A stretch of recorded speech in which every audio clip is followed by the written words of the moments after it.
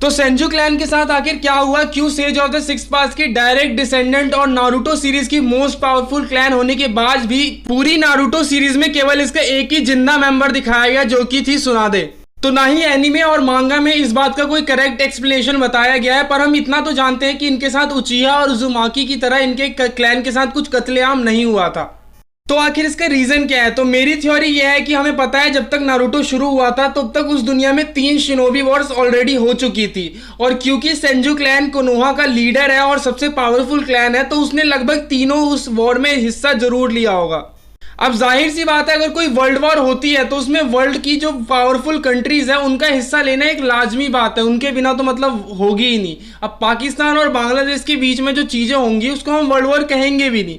तो जो shinobi Wars होती थी उसमें जो कोनोहा के लीडर और सबसे पावरफुल क्लैन होने के नाते सेंजू क्लैन ने लगभग हर वॉर में हिस्सा लिया था। और अगर आपको याद हो तो हाशीरामा और तोबिरामा पहले वॉर में मारे गए थे, सुनादे ने सेकंड शिनोबी वॉर में पार्ट लिया था जिसमें उसका छोटा भाई नावाकी मारा गया था। और अगर आप थोड़ा दिमाग लाएंगे तो आपको हर वॉर में सेंजू क्लैन का कोई ना कोई मेंबर मिल ही जाएगा। तो यही हुआ होगा, सेंजू क्लैन के majority of member in Wars के दौरान मारे गए होंगे। और क्योंकि इनका क्लैन बहुत पावरफुल था तो इन वॉर्स में जो सबसे मुश्किल काम वगैरह होता होगा, फ्रंट लाइन पे जाके लड़ना, मुश्किल एनिमीज से जाके लड़ना, वो काम इन्हीं को मिलता होगा।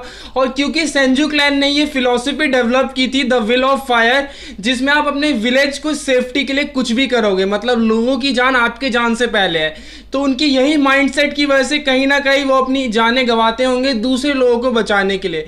और यही सब कुछ रीजन है जिसकी वजह से मेजॉरिटी ऑफ मेंबर्स जो थे सेंजू क्लैन के वो इन वॉर्स के दौरान खत्म हो गए होंगे। लेकिन अभी भी मेंबर्स तो बचे हैं, तो वो कहाँ हैं? वो बचे कुछ मेंबर पूरी दुनिया में फैल गए होंगे और अपना नाम बदल लिया होगा, या फिर उसी कोनोहा विलेज में ही किसी दूसरी औरतों से शादी करके अपनी वाइफ का सरनेम रख लिया होगा अपने में। क्योंकि हम जानते हैं सेंजू सरनेम होना अपने आप में एक बड़ी मुसीबत है, क्योंकि जब आप मेजॉरिटी में नहीं है, आपकी संख्या कम है, तो काफ़ी कुछ ऐसा हो सकता है कि दूसरे नेशंस आप पे हमला करें ताकि आपकी केकेगेन क्या है या फिर आपकी पावर्स को वो लोग ले सके। ऐसा हम नारुतो सीरीज में काफ़ी बार देख चुके हैं। खुद अपने ओरोचिमारू ने काफ़ी सारे अपने साल जो हैं इटाची और सासुके के पीछे बर्बाद किए हैं ताकि उनके शारिंगान को वो हासिल कर सके। हमने कई बार देखा है कि यूगा क्लैन के ऊपर भी ये अटैक हुए हैं हिनाटा को किडनैप करने के लिए ताकि वो ब्याकुगान को चुरा सके। हमने उजुमाकी क्लैन के ऊपर पूरा हमला होते हुए देखा है जब चारों नेशंस ने मिलकर उन पर हमला किया था और पूरा क्लैन खत्म कर दिया था उनका। तो ऐसी चीज़ें ना होना आम बात है। और जब आप सेंजू क्लैन के हो जो कि सेज ऑफ सिक्स पाथ की डायरेक्ट डिसेंडेंट है, तो तुम खुद इमेजिन करने की कोशिश करो कि उन बचे कुछ मेंबर्स के साथ क्या क्या हो सकता था। शायद इसीलिए कभी भी सुनादे ने अपने नाम को ऐसे रेफर नहीं किया सुनादे सेंजू की तरह। या आपने देखा होगा काफ़ी कम बार अगर एनीमे में ऐसा हुआ होगा तो वो भी 1-2 बार ही, या फिर उसके जो छोटा भाई था कवाकी सेंजू भी हमने कहीं नहीं सुना। प्लस मैं आपको इस बात का ही प्रूफ दे सकता हूँ कि शायद उन लोगों ने अपने ही कोनोहा विलेज में दूसरी औरतों से शादी करके उनका सरनेम ले लिया होगा, क्योंकि आपको पता होगा सिर्फ कोनोहा में ही वैसे एक्सेप्शनल्स और एक्सीलेंट शिनोबीज निकलते हैं। मतलब उसमें कितने सारे क्लैन हैं जिसमें अलग अलग तरीके की इतनी पावरफुल शिनोबीज आपने देखे होंगे। शायद वो इसलिए है क्योंकि उन्होंने हाशिरामा के डिसेंडेंट जैसे सेंजू क्लैन वालों से शादी करी होगी और देन जो उनके जो बच्चे हुए होंगे उनमें बहुत ही अच्छी एबिलिटीज़ होंगी।